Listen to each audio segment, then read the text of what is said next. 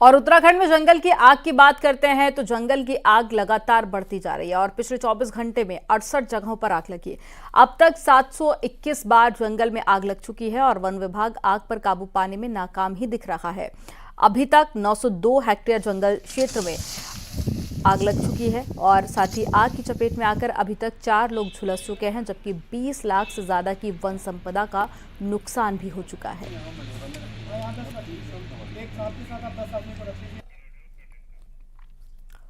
BJP प्रदेश अध्यक्ष महेंद्र भट्ट ने कांग्रेस को चेतावनी दी है कि वो बीजेपी के अंदर ताक झांक ना करे। कांग्रेस अपने बचे खुचे नेताओं को संभाले, वरना निकाय और पंचायत चुनाव में उनके बचे हुए लोग भी बीजेपी के खेमे में आ जाएंगे। कांग्रेस ने इस बयान पर कड़ी आपत्ति जाहिर की है। रिपोर्ट आपको दिखाते हैं, इसी से जुड़ी हुई।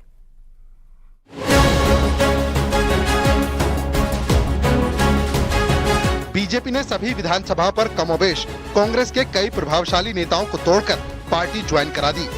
नतीजा, चुनावी समर में पार्टी को धोखा देने वाले ऐसे नेताओं को कांग्रेस अब पानी पी पी कर कोस रही है। पिछले दिनों रानीखेत से लेकर लैंसडॉन और टिहरी में जिस तरह से बीजेपी के अंतर कलह खुलकर सामने आई, कांग्रेस ने उस पर खूब चटकारे लिए। बीजेपी प्रदेश अध्यक्ष महेंद्र भट्ट का कहना है कि कांग्रेस बीजेपी में आ चुके लोगों की चिंता न करे, वो हमारी जिम्मेदारी है। कांग्रेस अपनी पार्टी में बचे नेताओं को संभाले, वरना पंचायत और निकाय चुनाव में वो भी बीजेपी में ला दिए जाएंगे। कि जितने बचे उन्हें बचा के रखें, हमारे पार्टी के अंदर आए हुए लोगों की चिंता न करें, उनकी चिंता हमको करना है। और अभी तत्काल पंचायत नगर निगम चुनाव में और कितने निकल कर वहां से आएंगे, इस पर वो ध्यान दें। हम भी चाहते हैं कि कांग्रेस इसके बाद न टूटे, तो हम भी चाहते हैं। मतलब ये आंकड़ा 2 गुना हो जाएगा जो अभी का है। और क्या है, कितना चला जाएगा? प्रत्येक दिन में लोग हमसे संपर्क कर रहे हैं। कांग्रेस नेता प्रीतम सिंह का कहना है कि बीजेपी सत्ता के नशे में अहंकार में डूब चुकी है और इसीलिए ऐसी धमकाने वाली बातें कह रही है। तो सत्ता के मद में मदमस्त होकर के मैं भाजपा को कहना चाहता हूं कि इतराना नहीं चाहिए। ये सदैव परिवर्तनशील है और बहुत लंबे समय तक भारतीय जनता पार्टी भी विपक्ष में रही, लेकिन कांग्रेस ने कभी इस तरीके की अनर्गल टिप्पणी नहीं की है। लोकसभा चुनाव के बाद अब उत्तराखंड में स्थानीय निकाय और पंचायत चुनाव भी नजदीक हैं। दोनों ही पार्टियां इन चुनावों को हल्के में नहीं लेना चाहती हैं। इसीलिए हर तरह के सियासी हथकंडे अपनाए जा रहे हैं। देहरादून से न्यूज़ 18 के लिए सुनील नवप्रभात की रिपोर्ट।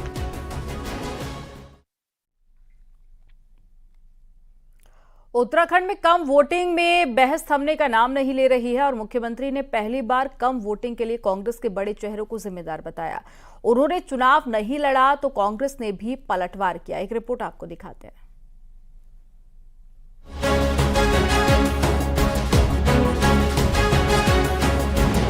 उत्तराखंड में पहले फेज में लोकसभा चुनाव हो चुका है, पर कम वोटिंग पर बहस जारी है। कम वोटिंग पर बीजेपी कहती है कि कांग्रेस का वोट कम हुआ और कांग्रेस कहती है कि ये बीजेपी का नुकसान है।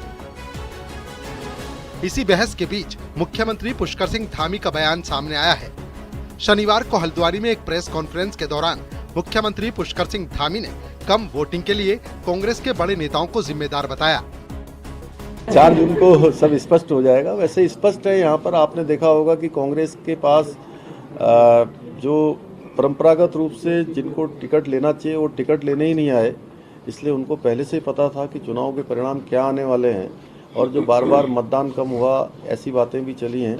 मतदान भी इसीलिए कम हुआ कि जो उनको वोट देने वाले लोग थे वो वोट देने नहीं आए। जो मोदी जी को प्रधानमंत्री बनाने के लिए वोट देने वाले थे वो बड़ी संख्या में आए हैं। कम वोटिंग का फायदा और नुकसान किसके खाते में जाएगा, ये 4 जून बताएगा। पर कम वोटिंग के लिए कांग्रेस के बड़े नेताओं को जिम्मेदार बताने वाले मुख्यमंत्री के बयान ने सियासत जरूर गरमा दी है। कांग्रेस नेता प्रीतम सिंह ने सवाल पूछा कि पूर्व सीएम निशंक और तीरथ सिंह रावत जैसे बड़े चेहरे कहां गए। बड़े चेहरे लड़े या नहीं, आपका कौन सा बड़ा चेहरा लड़ गया? क्या निशंक जी प्रदेश के पूर्व मुख्यमंत्री थे, वो चुनाव लड़े? तीरथ सिंह रावत जी प्रदेश के पूर्व मुख्यमंत्री थे, क्या वो चुनाव लड़े? अपना देखना नहीं है और दूसरे की तरफ देखने की बात करते हैं। पहले अपने गरेबा में झांको, आपने क्या किया। 19 अप्रैल को वोटिंग के बाद से कम वोटिंग पर सियासत चालू है और कम वोटिंग के मुद्दे पर दोनों राष्ट्रीय पार्टियां भिड़ी पड़ी हैं। न्यूज 18 के लिए देहरादून से दीपांकर भट्ट की रिपोर्ट।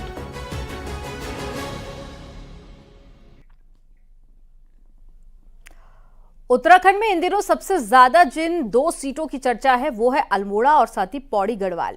इन दोनों सीटों पर पुरुषों की अपेक्षा 84,000 ज्यादा महिलाओं ने वोट दिया है, जिस पर बीजेपी और कांग्रेस अपना अपना दावा जता रही है। रिपोर्ट आपको दिखाते हैं।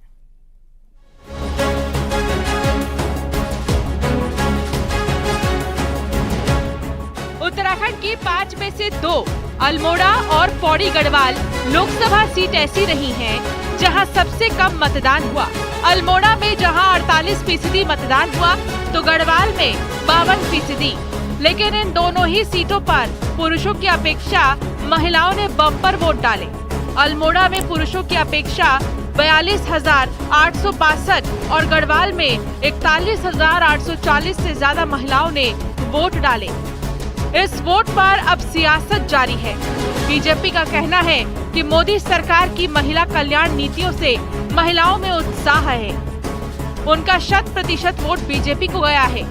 दूसरी ओर कांग्रेस का कहना है कि ये अंकिता भंडारी मणिपुर कांड के प्रतिरोध में हुआ था। पूरा माहौल भाजपा के पक्ष में है और मातृशक्ति का जो हमको सहयोग होता है, भारतीय जनता पक्ष में जो मतदान होता है वो अपना में बहुत कीर्तिमान है। लगभग 80,000 से ज्यादा दोनों लोकसभा के अंदर मातृशक्ति का पोल हुआ है और मैं कह सकता हूं कि ये हमारे लिए एक पूंजी है और इसीलिए तो हम कह रहे हैं कि इस बार 5 सीटें प्रचंड बहुमत हम लोग जीतने वाले हैं। मेरे को उम्मीद है और भरोसा है इस बात का कि पहाड़ की महिलाओं ने अंकिता भंडारी के वीआईपी का नाम जानने के एवज में वोट दिया है। उनको मणिपुर की घटना ने बहुत सेटबैक दिया था और खासी चर्चा थी उस बेटी की जिसने अपनी कुश्ती एक सांसद की वजह से छोड़ी और महिलाएं जागरूक भी है। मुझे पूरी उम्मीद है कि महिलाओं ने कांग्रेस के पक्ष में इस बार मतदान किया। लेकिन एक सच ये भी है, यही 2 जिले हैं जहां से सबसे ज्यादा पलायन हुआ है। जानकार ये भी कहते हैं कि पलायन के चलते भी पुरुष वोटर्स का प्रतिशत कम हुआ है। इस तर्क को इस बात से भी समर्थन मिलता है कि उत्तराखंड में सबसे ज्यादा सर्विस वोटर इन्हीं 2 सीटों पर है। प्रदेश में 93,000 सर्विस वोटर्स में से सबसे ज्यादा 34,000 पौड़ी गढ़वाल सीट पर तो 29,000 service voters Almora Lok Sabha seat पर हैं। न्यूज 18 के लिए देहरादून से सुनील नवप्रभात की रिपोर्ट।